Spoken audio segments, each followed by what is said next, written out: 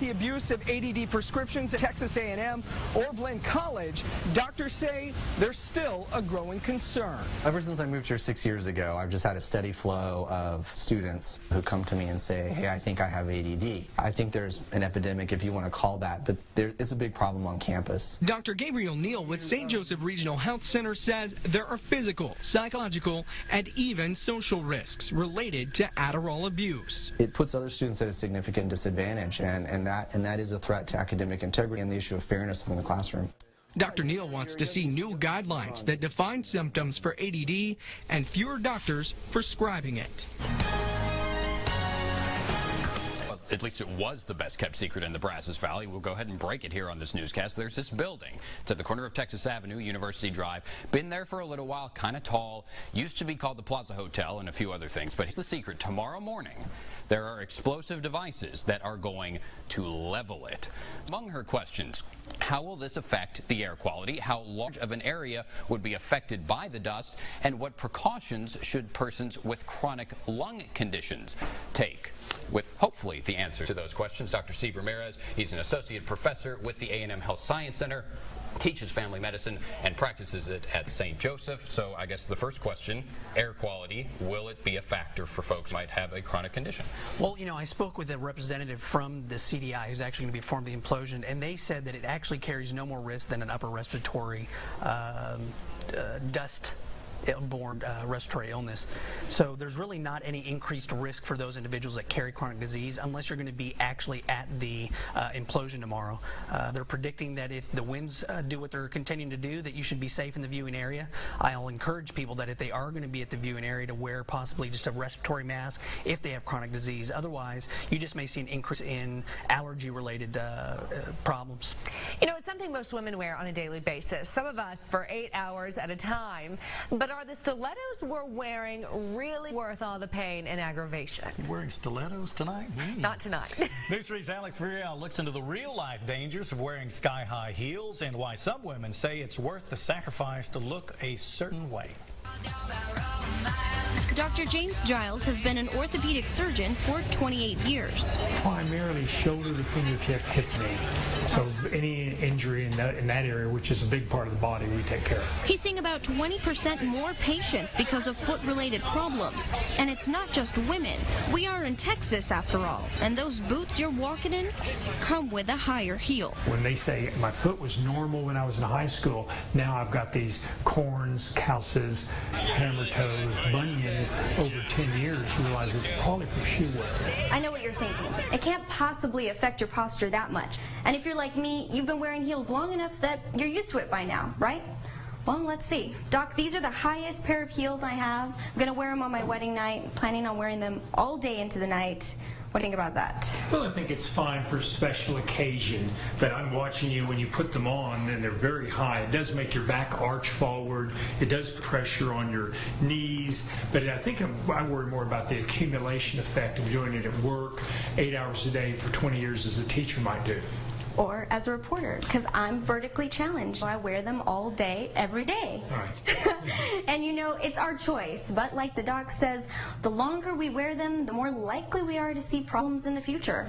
I got up to 470 pounds in April of '08. So he decided to have a bariatric surgery at St. Joseph Hospital in Bryan. These days, St. Joseph is using a lot of equipment to accommodate larger patients, like this oversized chair. And they're not just using this equipment inside. They have installed new stretchers in the ambulance fleet for more weight, ramp and winch systems to lift the patient in the truck. As it rolls up the ramps, you're not having to lift the patient, and the winch is doing the weight. Oversized wheelchairs, lifts, and wider commodes. Oh, it makes my job a great deal easier. Fran also knows what it's like to be a large patient. She was once extremely overweight and had bariatric surgery. I was 300 pounds, so I know how difficult it was to be moved. And moving large patients not only can hurt the nurses, it also puts the patients at risk. St. Joseph Hospital in Bryan is offering diabetes awareness classes that start next week.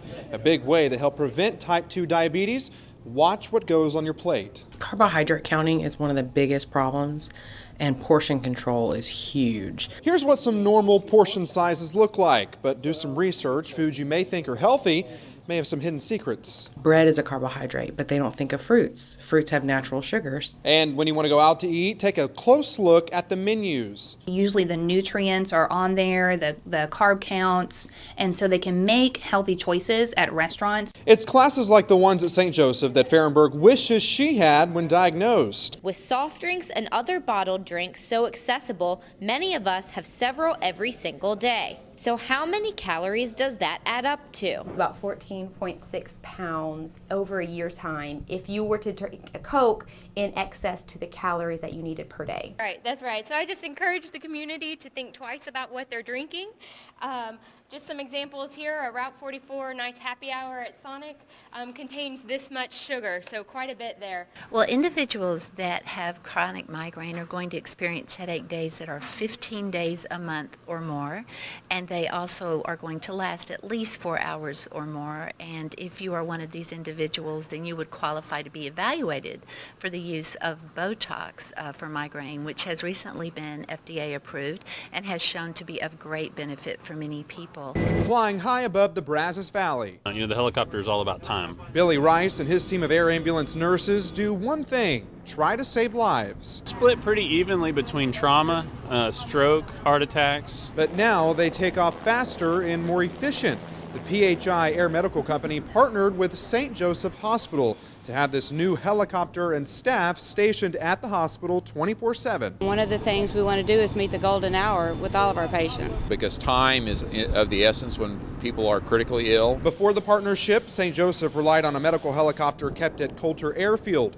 Now, communication directly between air nurses and doctors back at the hospital is seamless. We will be able to get our trauma patients to a higher level of care if that's needed in a shorter period of time. St. Joseph is also working to become a level 2 trauma center. It means we have more resources in place, again, faster response time from surgeons and other folks. So the new partnership is the first of its kind for St. Joseph, and one that means much more for you in the case of a traumatic emergency. It means that when they're having a really bad day, we're going to be really good and really sharp, and we're going to be there. News 3's Clay Falls shows us how patients could benefit from a new partnership between St. Joseph Hospital and Bryan paramedics. And we're working aggressively on a new training regimen that the paramedics will have to participate in, which ought to increase the ability of the paramedics to provide excellent care to the entire Brazos Valley. This arrangement now allows the medical director to be able to respond on scene at disasters and major incidents. The earlier, faster you get a patient to definitive care and start their treatment, the more likely they are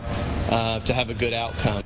Like what we saw just 2 months ago when a gunman opened fire blocks away from Texas A&M. Yeah, a lady next to a black Lexus, she's on the ground.